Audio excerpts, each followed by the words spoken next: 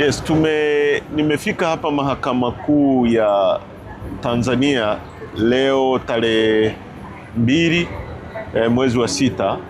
Tulikuwa njiani tunaelekea Kilwa, mkoa wa Lindi kwa ajili ya mkutano wa hadhara ambao upo kesho, lakini kaambiwa kwamba mwenyekiti wetu analetwa hapa na kwa njia za usiri kama kawaida.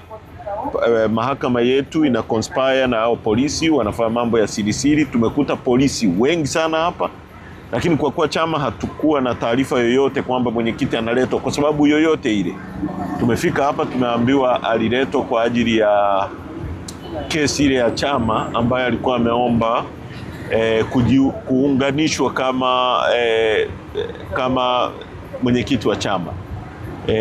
Kwa hiyo mahakama imerule out kwamba madam kesi imeshafutwa, kwa hiyo hilo tukio la yeye kuunganishwa kama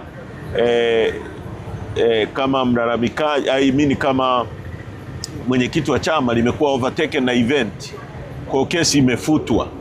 Kwa hiyo ni hilo tu, lakini sasa tunaelekea Kilwa ambako tutakuwa na mkutano mkubwa sana wa hadhara kule kesho, na tutazungumza mambo mengine yote ya nchi yanayohusiana na uendeshaji wa nchi yetu.